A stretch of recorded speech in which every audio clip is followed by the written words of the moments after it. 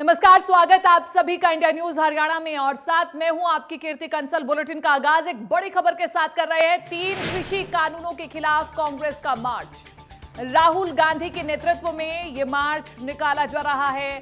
कांग्रेस नेताओं को मार्च की अभी इजाजत नहीं मिली है। विजय चौक से राष्ट्रपति भवन तक मार्च निकलना था, लेकिन इजाजत नहीं मिली। कांग्रेस कार्यालय राष्ट्रपति भवन के पास धारा 144 लागू। कोरोना महामारी एक्ट के तहत धारा 144 लागू है। राष्ट्रपति को 2 करोड़ किसानों के हस्ताक्षर पत्र का एक पत्र सौंपा जाएगा। 29 दिनों से दिल्ली बॉर्डर पर डटे हैं किसान संगठन। तो ये बड़ी खबर हम आपको बता रहे हैं। कांग्रेस का मार्च आज होना था किसानों के लिए, और जो कि अभी नहीं हो पाया है क्योंकि इजाजत नहीं मिली है। राष्ट्रपति को 2 करोड़ किसानों के हस्ताक्षर पत्र सौंपे जाएंगे। हम आपको बताएं कि पिछले 29 दिनों से किसान प्रदर्शन कर रहे हैं और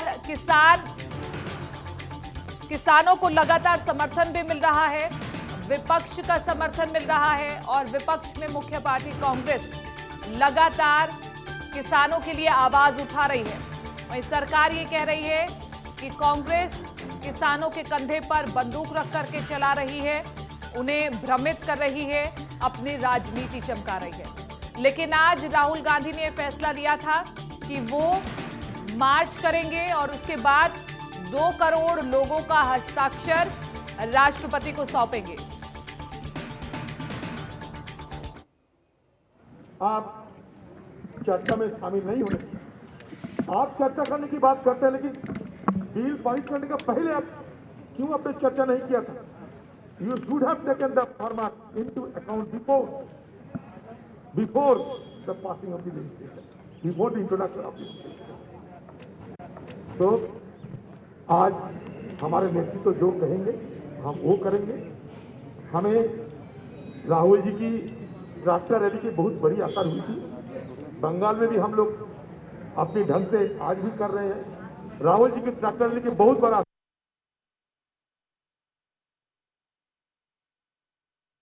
जहां पर आप देखिए राहुल गांधी मार्च के लिए निकले थे और उनके साथ अन्य कई कांग्रेसी नेता थे जो कि मार्च के लिए निकले थे, लेकिन इजाजत नहीं मिलने के कारण मार्च नहीं निकाला गया है क्योंकि धारा 144 लागू है, कोरोना काल है और ऐसे में धारा 144 लागू है, ज्यादा लोग इकट्ठे नहीं हो सकते हैं। लेकिन हम आपको बताएं कि राहुल गांधी आज राष्ट्रपति से मुलाकात करने वाले थे। अब यह मुलाकात होती है या फिर नहीं, ये देखने वाली बात होगी।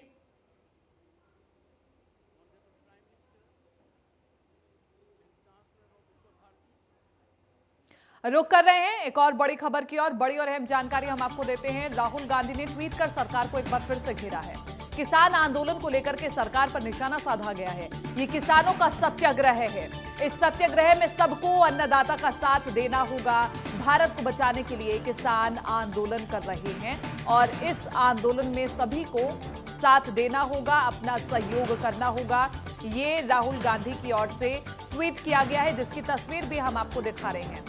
ये राहुल गांधी के ट्विटर हैंडल की तस्वीर हम आपको दिखा रहे हैं, जहां पर उन्होंने कुछ ही देर पहले एक बार फिर से मोदी सरकार पर निशाना साधा है और उन्होंने ये कहा है कि ये किसानों का सत्याग्रह है और इस सत्याग्रह में सभी को अपना साथ देना होगा।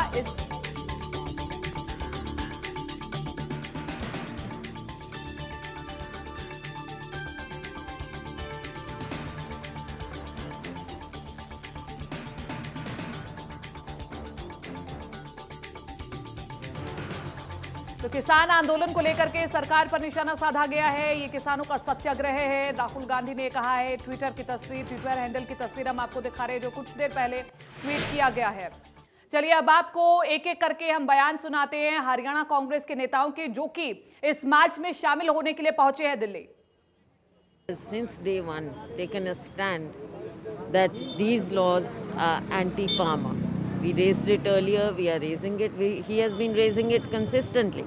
Congress has launched a political agitation all over the country and we have collected almost 2 crore signatures and we want to present it to the Honorable President, and Rahul ji is leading us in that direction and we want to present these and show that whatever this Modi government is doing is so undemocratic. They're not listening to the farmers' voice, and today farmers have to undergo such suffering. Now, PM is going to talk to the farmers on 25th of December, tomorrow. And at the same time, farmers are clearly saying that they are not going to talk to the government unless they redraw the terms of the bill. See, farmers have their demand, we have our demand, and I think in a democracy, government has to listen, and government should bow to the wishes of the people. Sir इधर अपना अपनी प्रजा की बात मानना, मैं समझता हूँ किसी भी सरकार या शासक के लिए उसमें कोई शर्म नहीं होती, कोई छोटा बड़ा नहीं होता, किसी की हार जीत नहीं होती। तो हमने सुनवाया आपको कि क्या कुछ कुमारी शैलजा कह रही हैं और रणदीप सुरजेवाला भी वहां पर पहुंचे हैं, और इसी के साथ हम लगातार तस्वीरें भी आपको दिखा रहे हैं। अभी यहाँ पर हम आपको बताएं कि कांग्रेस नेता बाहर ही इंतजार कर रहे हैं और बैरिकेडिंग की हुई है, क्योंकि अभी तक कोई भी राष्ट्रपति से मिला नहीं है।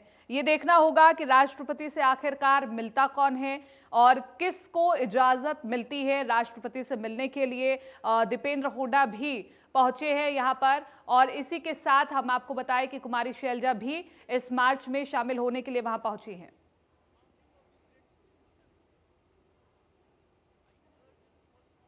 3 नए कृषि कानूनों के खिलाफ आंदोलन कर रहे किसानों को दिल्ली की सड़कों पर डटे हुए 29 दिन हो गए हैं। सरकार की ओर से ताजा संशोधनों का प्रस्ताव भी किसानों ने ठुकरा दिया है। किसानों का कहना है कि सरकार बिना किसी शर्त के साथ बातचीत की टेबल पर आए। वहीं किसानों की ओर से अब भी तीनों कानून वापसी की मांग की जा रही है। दूसरी ओर आज किसानों के मसले पर ही कांग्रेस नेता राहुल गांधी की अगुवाई में विपक्ष मार्च निकाल रहा है। हालांकि अभी तक कोई इजाजत नहीं मिली है। धारा 144 लागू है। कांग्रेस के नेता बैठ करके एक जगह पर इंतजार कर रहे हैं।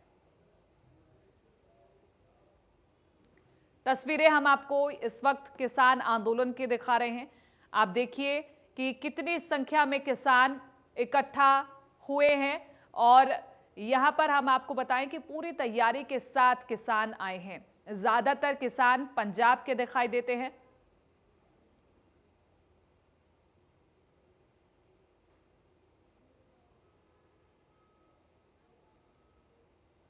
और कृषि मंत्री नरेंद्र तोमर ने एक बार फिर से किसानों से अपील की है कि वो आकर के खुले मन से बातचीत करें, यानी कि एक बार फिर से किसानों के आगे न्योता दिया गया है ताकि बातचीत हो सके। पशुपालन के लिए 15,000 करोड़, खाद्य प्रसंस्करण के लिए 10,000 करोड़, हर्बल खेती के लिए 4,000 करोड़, मधुमक्खी पालन के लिए 500 करोड़, ऐसे जो कृषि के क्षेत्र में गैप बचे हुए हैं और जो निजी निवेश का अभाव कृषि का क्षेत्र इतने दिनों तक भोगता रहा और घाटे की खेती करता रहा, उनको यह सुखद अवसर आने वाले कल में उपलब्ध होने जा रहा है कि इन कार्यक्रमों के माध्यम से निश्चित रूप से हम सारे गैप्स को भरने का काम करेंगे, जो किसान के काम आएंगे, किसान को वाजिब दाम दिलाने के काम आएंगे और खेती की ओर लोगों को आकर्षित करने की दिशा में कारगर होंगे। मैं पूरी तरह आशावान हूं कि हमारे किसान यूनियंस चर्चा करेंगे और हमने जो उनको आग्रह किया है सरकार की ओर से कि वो सरकार के प्रस्ताव पर क्या टिप्पणी करना चाहते हैं, उस प्रस्ताव पर क्या जोड़ना चाहते हैं, क्या घटाना चाहते हैं, वो हमको बताएंगे और कब उनको सुविधा है वार्ता करने के लिए वो तारीख और समय हमें बताएंगे। तो भारत सरकार पूरी तरह वार्ता के लिए उनके साथ तैयार है और मुझे पूरी आशा है कि जल्दी ही वो विचार करके निर्णय करके हम तक इसकी सूचना देंगे और हम तत्परता से उनसे वार्ता करेंगे और मुझे आशा है कि हम लोग समाधान की ओर अग्रसर होंगे। कि मेरी प्रार्थना किसानों से, किसान यूनियन से है कि वो कृषि सुधार बिलों की भावनाओं को समझें, उसके प्रावधानों को समझें और अगर उन्हें कोई आपत्ति है तो जरूर सरकार को अवगत कराएं। सरकार किसान की हर समस्या पर विचार करने के लिए खुले मन से तैयार है और मुझे आशा है कि हम लोग समाधान की दिशा में बहुत ईमानदारी पूर्वक बढ़ेंगे और रास्ता निकलेगा, क्योंकि इतिहास इस बात का साक्षी है। आंदोलन कितना ही पुराना हो, कितना ही प्रबल हो, लेकिन आंदोलन का समापन और आंदोलन को मंजिल तक पहुंचना यह वार्ता के माध्यम से ही होता है। और इसलिए मुझे पूरा विश्वास है वार्ता होगी और हम लोग रास्ता निकालने में चलिए, इस बीच एक बड़ी खबर हम आपको बताते हैं। नरवाना से बड़ी खबर आ रही है, सीधा उसके और रुख करेंगे। नरवाना से बड़ी और अहम खबर इस वक्त की, ट्रक से भिड़ी एसडी स्कूल की बस। ये इस वक्त की बड़ी खबर। हादसे में 4 बच्चों को चोट आई है। नरवाना से बड़ी खबर हम आपको बता रहे हैं। नरवाना में ट्रक से एसडी स्कूल की बस जा टकराई और हादसे में 4 बच्चों को चोट आई है। तस्वीरें भी हम साथ के साथ दिखा रहे हैं। बस पलट चुकी है। एक बच्ची के पैर में फ्रैक्चर, अस्पताल में भर्ती है। बिखेवाला गांव से बच्चों को ये बस ले जा रही थी और धुंध के चलते टक्कर हुई है। बड़ा हादसा होने से टल गया। हालांकि गुलशन मेरे सहयोगी ज्यादा जानकारी के साथ जुड़ चुके हैं। गुलशन, क्या रफ्तार तेज थी? क्योंकि धुंध तो दिखाई दे ही रही है, विजिबिलिटी कम थी, ऐसे में रफ्तार का भी क्या कहर देखने को मिला है और फिलहाल बच्चों की क्या स्थिति है? जी बिल्कुल प्रीति, मैं बता दूं ये नरवाना के अंदर कोहरे ने अपना असर दिखाना शुरू कर दिया है। अभी नए वर्ष का आगाज भी नहीं हुआ है और कोहरा पूरा छाया हुआ है। ये जो स्कूल एसडी स्कूल की जो बस है, गांव से स्कूल के बच्चों को लेकर जब नेशनल हाईवे पर दनोदा गांव के बस चढ़ने वाली थी, ऊपर से तो तेज रफ्तार ट्रक ने बस को टक्कर मार दी, जिसके कारण बस पलट गई और बस में 4 छात्रों को चोटें आई हैं और एक छात्रा को फ्रैक्चर भी आया है और उनको नरवाना के नागरिक अस्पताल में लाया गया है और जहां उनकी स्थिति ठीक है, उनका इलाज चल रहा है। और घटना की सूचना मिलते ही पुलिस व स्कूल प्रशासन मौके पर पहुंच गया और जो मैं बता दूं कि जो ट्रक चालक है वो मौके से फरार हो गया। और गनीमत यह रही कि स्कूल बस के अंदर बच्चे कम थे, अगर बच्चे ज्यादा होते तो यह हादसा बड़ा भी हो सकता था। ठीक है गुलशन, बहुत बहुत शुक्रिया तमाम इस जानकारी के लिए और बातचीत के लिए। तो कोई बड़ा हादसा हो सकता था। हालांकि अभी भी 4 बच्चों को चोट आई है, 4 बच्चे घायल हुए हैं। गुरुग्राम से एक बड़ी खबर हम आपको बता रहे हैं। बच्चे नगर निगम के चालान अधिकारी बनेंगे। स्वच्छता का अगर ख्याल नहीं रखा तो अब बच्चे आपका चालान काटेंगे। निगम ने लॉन्च की फैमिली सैनिटाइजेशन चालान बुक। जुर्माने के तौर पर दिलानी होगी चॉकलेट, खिलौने और बुक। तो ये इस वक्त की बड़ी और अहम खबर, दिलचस्प खबर हम आपको बता रहे हैं। शहर को स्वच्छ बनाने के चलते अनोखी मुहिम शुरू की गई है। असंध में बदमाशों के हौसले लगातार बुलंद होते हुए नजर आ रहे हैं। नगर की नई अनाज मंडी में उस वक्त दहशत का माहौल पैदा हो गया जब बाइक सवार 2 लुटेरों ने बंदूक की नोक पर एक दुकान में बैठे 2 आड़तियों से हजारों रुपयों की लूट की और रिवॉल्वर लहराते हुए बाइक पर फरार हो गए। पीड़ित आड़ती रामनिवास गोयल ने बताया कि उनकी मंडी में कश्मीरी लाल रामनिवास के नाम से फर्म है और वो और एक अन्य आड़ती पवन कुमार बिंदल उनकी दुकान पर बैठे हुए थे। तभी अचानक 2 बदमाश हाथों में गन लेकर दुकान में घुस गए और तिजोरी की चाबी उनके हवाले करने को कहा। ऐसा ना करने पर गोली मारने की धमकी दी गई। आड़ती रामनिवास ने हिम्मत दिखाते हुए एक बदमाश को काबू कर लिया और काफी समय तक उनका सामना किया। बाद में दूसरे बदमाश ने गन व्यापारियों की कनपट्टी पर रखी और आनन फानन में दोनों की जमा तलाशी लेकर के तकरीबन 15,000 की नकदी लूट करके फरार हो गए।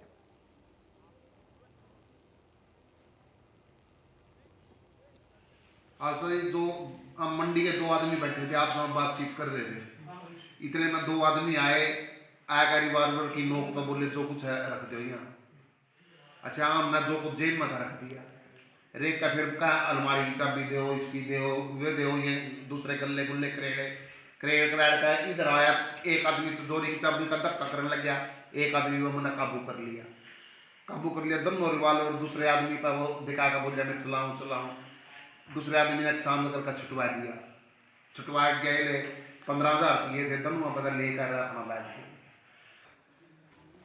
हरियाणा समेत पूरी दिल्ली एनसीआर में कड़ाके की ठंड जारी है। सर्दी के सितम के बीच लगातार दूसरे दिन भी घना कोहरा छाया हुआ है, जिसकी वजह से सुबह वाहन चालकों को परेशानी का सामना करना पड़ता है। दिल्ली के कुछ इलाकों में तड़के दृश्यता का स्तर 200 मीटर तक जा पहुंचा। उधर न्यूनतम तापमान सामान्य से 4 डिग्री कम दर्ज किया गया है। मौसम विभाग की माने तो अगले 3 दिन में पारा और गिरने के आसार भी हैं। बुधवार को राजधानी में अधिकतम तापमान सामान्य से 2 अधिक 23.2 डिग्री सेल्सियस रहा। इस वजह से दोपहर में खिली धूप ने लोगों को ठंड से राहत जरूर दी। पिछले 24 घंटे में हवा में नमी का अधिकतम स्तर 100 और न्यूनतम 49% दर्ज किया गया।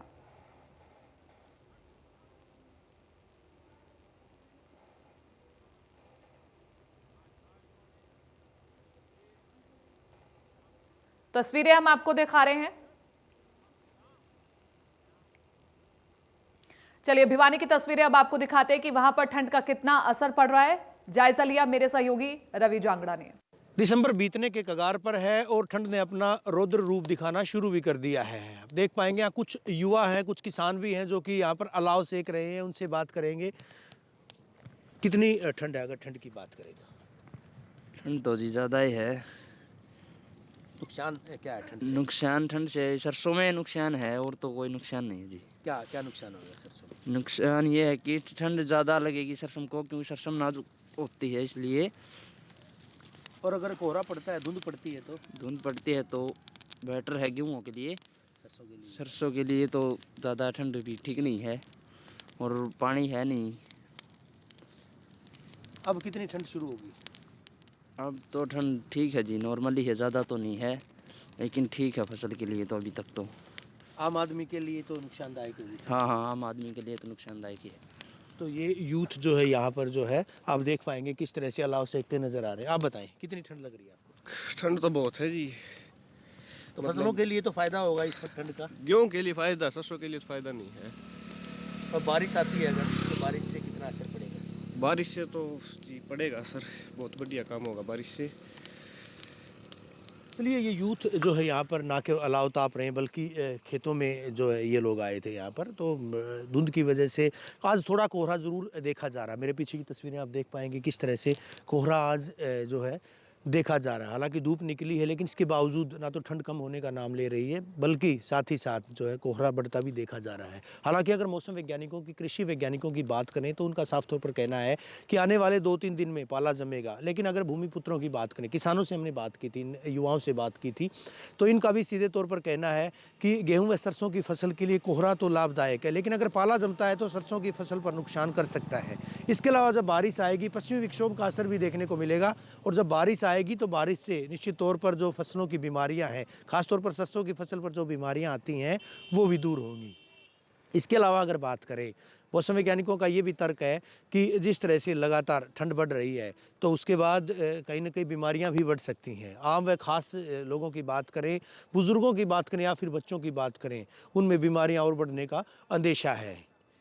यानी हाड़ कपा देने वाली, खून जमा देने वाली अब ठंड शुरू होने जा रही है क्योंकि दिसंबर अवसान की ओर है। वीडियो जर्नलिस्ट सुमित अवस्थी के साथ रवि जांगड़ा, इंडिया न्यूज़ हरियाणा। चलिए अब कैथल की तस्वीरें आपको दिखाते हैं कि वहां पर ठंड का कितना असर पड़ा है। मेरे सहयोगी जोगेंद्र कुंडू ने जायजा लिया है, देखिए। दिसंबर का अंतिम सप्ताह चल रहा है और ऐसे में लगातार ठंड बढ़ती जा रही है। लगातार ठंड ने अपना रौद्र रूप धारण कर लिया है। इस समय हम एक रिहायशी कॉलोनी में खड़े हैं। हालांकि धुंध दिखाई नहीं दे रही क्योंकि पिछले कई दिन से जो लगातार है वो धूप निकल रही है, खिली धूप निकल रही है, जिस कारण मौसम हालांकि साफ दिखाई दे रहा है परंतु ठंड लगातार जोर पकड़ती जा रही है। आपको दिखाई दे रहा है यहाँ पर बिल्कुल सन्नाटा छाया हुआ है। इक्का दुक्का लोग ही घरों से बाहर निकल रहे हैं। लगातार जो दिसंबर का महीना है इसमें ठंड जोर पकड़ती जा रही है। जिस तरह से जो मौसम विभाग के वैज्ञानिकों ने भी हालांकि जो प्रिडिक्ट की है, जो भविष्यवाणी की है, उसमें आगे भी जो शनिवार से है जो बादल छाए रहेंगे और आगे जो है ठंड लगातार बढ़ती जाएगी। हालांकि ये जो बढ़ती ठंड है और जो धुंध पड़ रही है ये जो गेहूं की फसल है और अन्य जो फसलें हैं उनके लिए हालांकि फ़ायदेमंद ज़रूर होगी। जो थोड़ी बहुत सब्जी की फसलें हैं उन पे हालांकि थोड़ा असर ज़रूर पड़ सकता है। लगातार जो ठंड बढ़ती जा रही है उससे आम जन को परेशानी जरूर हो रही है, छोटे बच्चों को जरूर हो रही है। हालांकि जिस तरह से जो अभी स्कूल पूरी तरह से खुले नहीं है, हालांकि स्कूलों में अभी इतनी दिक्कत नहीं है क्योंकि बच्चे स्कूल में नहीं जा रहे हैं, जिस कारण जो लगातार जो ठंड बढ़ती जा रही है उसका असर कहीं ना कहीं बुजुर्गों पर और बच्चों पर ज़रूर देखने को मिल रहा है। जो मेडिकल एक्सपर्ट्स हैं वो भी यही राय दे रहे हैं कि जो बुजुर्ग हैं, जो सांस के रोगी हैं, अस्थमा के रोगी हैं, वो घरों से बाहर कम निकलें, ठंड से बचाव करें। और लगातार ठंड आगे भी इसी तरह बढ़ती रहेगी क्योंकि दिसंबर का महीना है जो अभी अंतिम सप्ताह इसका चल रहा है, और ऐसे में जो जनवरी है, जनवरी में जो ठंड है वो हालांकि और भी ज़्यादा बढ़ेगी। जिस तरह से जो वेस्टर्न डिस्टर्बेंस के चलते जो पश्चिमी विक्षोभ है उसके चलते मौसम विशेषज्ञों ने ये जानकारी दी है कि शनिवार से जो बादल छाए रहेंगे और ऐसे में लगातार ठंड बढ़ती जा रही है। और पहाड़ों में भी जिस तरह से बर्फबारी लगातार हो रही है उस कारण भी ठंड आगे जोर पकड़ती जा रही है और धुंध भी पड़ेगी, जिससे आने जाने वाले वाहन चालकों को भी काफ़ी परेशानी का सामना करना पड़ेगा। जिला प्रशासन की तरफ से भी वाहन चालकों को यही हिदायतें दी जा रही हैं कि जो मौसम है ये धुंध का, उसमें जो लाइटें हैं फॉग लाइट जलाकर जरूर चलें और इंडिकेटर जलाकर जरूर चलें, और जहां भी गाड़ी पार्क करें उसमें इंडिकेटर जलाकर गाड़ी को खड़ी करें और लाइटें जलाकर गाड़ी को ऑन करें, ताकि आने जाने वाले वाहन चालक हैं उनको गाड़ी दिखाई दे सके और दुर्घटनाएं होने से बचा जा सके। कैमरा पर्सन भीम नौकवाल के साथ जोगिंदर कुंडू, इंडिया न्यूज़, कैथल। चलिए अब बात करेंगे अंबाला नगर निगम चुनाव की, क्योंकि नगर निगम चुनाव की तारीख नजदीक आ रही है और हरियाणा जनचेतना पार्टी भी प्रचार के इन आखिरी दिनों में पूरी ताकत झोंक रही है। पार्टी की तरफ से मेयर पद की उम्मीदवार शक्ति रानी शर्मा हर रोज शहर के अलग अलग जगहों पर जाकर जनता से मुखातिब हो रही है, उनसे वादा कर रही है कि निगम चुनाव जीतने के बाद अंबाला की तस्वीर बदल दी जाएगी। वार्ड नंबर 10 में ताबड़तोड़ चुनाव प्रचार करते हुए उन्होंने जनता को विकास का भरोसा दिलाया और वोट की अपील की। वार्ड नंबर 10 में शक्ति रानी शर्मा को समर्थन भी मिलता दिखा। वार्ड नंबर 10 की जनता ने शक्ति रानी शर्मा का भव्य स्वागत भी किया। इस दौरान शक्ति रानी शर्मा के साथ बड़ी संख्या में लोग नजर आए। वो पूर्व केंद्रीय मंत्री विनोद शर्मा के काम की तारीफ कर रहे थे और पार्टी को जिताने की भी बात कर रहे थे। तो शक्ति रानी शर्मा लोगों के बीच भ्रष्टाचार और विकास का मुद्दा प्रमुखता से उठा रही है। उनका कहना है कि निगम से भ्रष्टाचार को खत्म किया जाएगा और लोगों को काम आसानी से होंगे और ऐसी व्यवस्था की जाएगी कि सभी काम समय पर पूरे हो जाएं।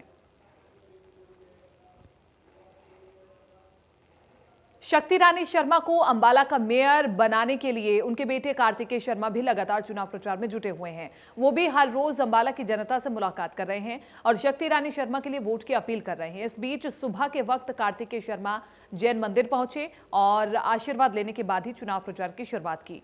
पूर्व केंद्रीय मंत्री विनोद शर्मा के छोटे बेटे कार्तिकेय शर्मा ने अपनी माताजी शक्ति रानी शर्मा की जीत की कामना की।